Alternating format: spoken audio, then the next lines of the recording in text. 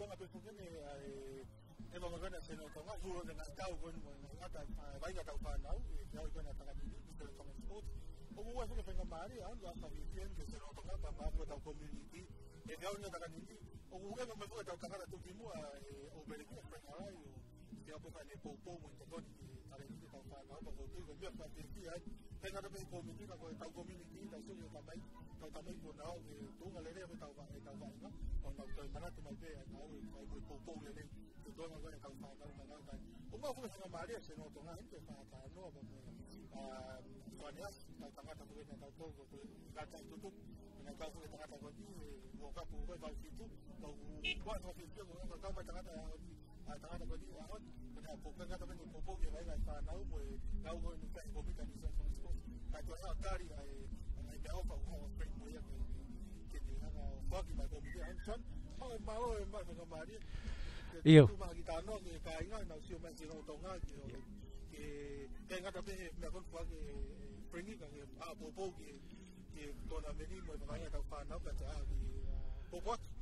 ko ia ko le peke fa malo tenga i ta fa pa ko fa malo ke se no tonga ko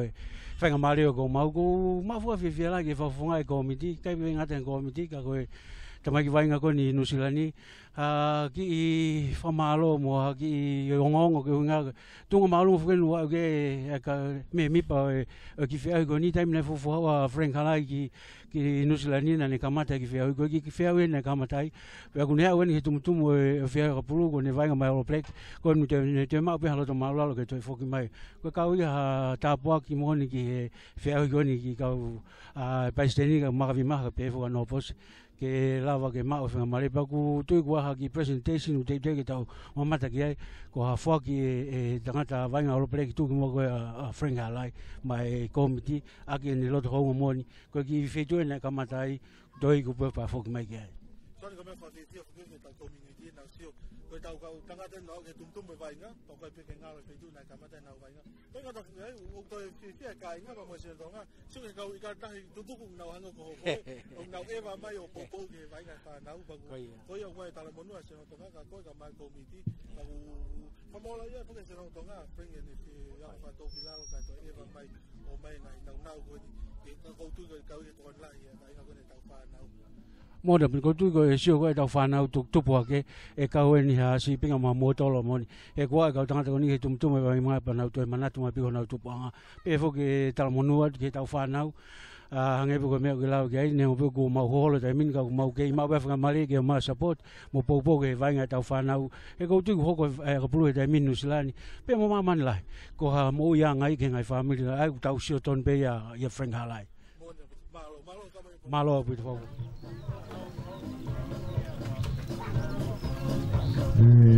Hoy mo handa pure. Urela. Kung ay sa marigon mama. Ahon. Mari. Di mari ahon no. Kani ha. Di dia ko ha vai na ahon na ka do. Di mo ko ha da vai na ka. Papa ti ko kala mo ko ni di na ri ahon na. Oi go ko ta ha gon go friend halai. Ko ta ma ke di mari ahon na. Ni kau pada mo tinggal na hai ngai hon ya mau kira lah ya pero mari ni kau mana mati mau tu mau kau pada hai ngai hon ya ki me ofa ko mai komiti oi ko ki pulo kapul pulo te mai komiti kai ni do da ko ni ai ko me ofa ni komiti mau tu ngai ni ke na la mau tau hui ko ku beni ya ko lo ngai ke do da ko ni ke kalau pergi kami tahan kita komuniti bangga kita tahu kata kita tahu yang kata kita semua. Apa ya lepas malam dah timur ya free hot micro. Sorry free. Pai timur dia tu FMI. I would like to ask Kerry Martin from the County Manga Rugby Union to come and represent the committee. Receive the kid from you, and also we like to ask him 3 minutes, just 1 minute speech, please, for your fellow brother here. That will be more than free. Hello.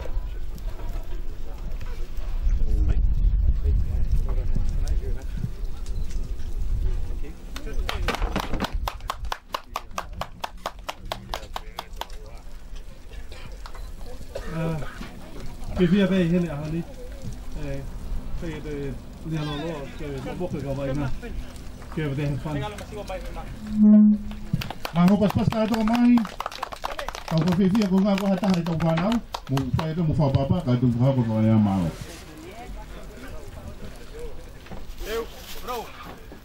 Pas ka to. Ria hona ia. Ka pe ni te mamalisi. Mama pito ka ta ko mo mori mala ko fitu. Ka ta ko mo mori ko hinga to ha ko ni. Ko tanta tau pe i tau e fitu pe ono ko hiri. Na i heni pe a freng i tanta tau na tawha ti mali hona i wa inga heli mo ki tau tolu. Au ko hinga to atu o de mo pasi atamati. O malava pe ha fai ta pe ke ne au ke fani uri. Ko ai o ku ada e tau monu ka ti mo tolu mo ka hao. Te mo lava pe ho ka freng ala i ka au malo pito. Ho be fu programa General Tonga, if you going to Mana Autos, New Zealand Tonga Sports I takanini. Fa via fo hanga pelo mena tano ke nai ba msiwane asi, ha fu tangata o break lere ba motu ki mo ko tau community, Frank Halai ahon, fa via abu community and ha fa ke ngai nau ke fa ke ngau ko na New Zealand Tonga Sports. Ba ngabe na ula viga na ma po tano ba msowane, ko me fa via ke community, ba kai fu nga tai ko tau fa na ko na ro tonga ba inga tai nimi ke nau sio ki ai ko anga ai va inga e lava pe o ke tonga ke tonga taputa ai go au in operate pa fa fia fo ko to ma e freng ai anga fa to kilalo anga lerei kento FC ahia mai mala e o po mo to kon ke vai ko tau fa na pa ko ahon fo sai ko tau pola fo to se no tonga fa tonga pe ka ilo me ka operate ki o vai nga tanga ta ahon fo ko tanga ta nu ha vai nga he museum ba bigai kai he timi nga re hona sai ne ha he na tau ani pa fa fia bu to ke se no tonga ko nga ta be se no tonga ko nga fo tau community pa ma fo ke ni ai to ta ngai tamai pe mo ka po lahi pa mo Palestini ai timi kon ko ari hona sai ne ha malo tataf ke ne fa po ta no ko nga mau nga fo ka tai me tangata pe na ma upe ngai ada na tangata ni fo ke me ofa ke nga ke komiti ka ko kai ma tai mo nga ko fo ke me ko mau nga ta na ha o ya ni ke vai nga mo fa na pa kon ma upe Palestini malo tataf ke ne fa ki po ta no ke me ofa na fa ke Frank Halai malo ma fa mari kalau kata bemo ke oma ki potano ke tau kanga ki me akon na si ha mo freng ahon yang fato kilalo mo yang alere ka popo mai ke ngau ko komiti baka ifo ngatai to ma mai fo ke re na ke vai nga ahon mo timi malo chen ma fanga mare ko tu con malo ke ya ngau ko ni ata hulo ile ko ni to ato paula lo ko kai nga mo we ko tu ko fanga mare ko ma timi re ona fanga mari pa fo fai na ma ta ma una ta community tonga sen ke all break fa muy ta ni tau pana tonga o di ma fi ai kai ngata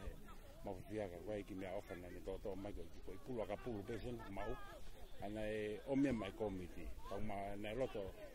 ko to ma committee ke fo ke mai committee na men e ko ko ta ko ni sen ko to ta ko su ko ni ko tonga ana itonga pe ia pare pe tonga ako ya ter ma fa mari scholarship ke ha o ako i Wesley pe tale ne ha o kana no ne fa tangata do da ko maka bi mai ha una ka fa le te men ko ni ani o ange to da ko ni ha mi tonga wa inga ti merena ko ta wene me fit wene multination de val mo ne va inga fa mari pe ne ma un ha wa inga ti ko hange pe ya ko to ku ya ko mo fia ko hi ko ne loto maulalo ko hi tai ta ho ka me pe ga ta ka tu ma long pe to ti ko ki lo ke tu nga ko ni ta ka ma ta ko ne ta ya fa ka to ka ti ko ni ko na kai ke te he ko ko ta ko ni na ki pe ya ha o fo ma ba ngai ti me ma ko e pe malo famentala ke la mai gana Frank ka oni pa mo fano mai pe ki ka inga ke longoa ai ho tau ka inga lo to kala ni na me ka to ma sio he vai inga gana ria hona ni mo marus ko inga fo ku hene tau tangata Frank pa ngave ko me na ta no ke malo ko me fa fia fo ko me ko to ka ngau ki ai malo ko nga ko ho lau ko tangata fo ko sutu ko stonga pa ko ha uya o va inga mate ake ari hona sa ni ha ko fa malo ka ko mo committee mo to nga fa nau ba mo ka popo ari hona sa ni ha ko hinga E kai foki hawa tahia o ngahi kovi pa to to foki me ka ko tui o mo tatal le rei mo ngau le rei mo to ta ko ni kon ko ta alon ge ta val mo to ha be a friend o vainga ma ria hona sai ni ha pa hange ai be ko ristu tu a ria hona pa ko tui ko ngau ko mo fai mo po gi ai ko ngai me to foki mai a tanga ta pa kon hange be ko ta no ko ngai nau fong na foki mai komiti ko a mo komiti mo tolu ka mo wanga fa to ki lalo ke te o mai pe ai nau ko ya ki av ke komiti ko na New Zealand Tonga Sports ko nga ka ge mo sio kita ka mo tolu pe ka ko mo sio ke fai nga we ake nau ko ni o tofu ka to ai tau si tau fa nau ko o nau vai he to na me pa ate fa malo la se no tonga mo tolu i mo tatar ka kai le rei mo to kon le rei ke tau fa nau malo au pito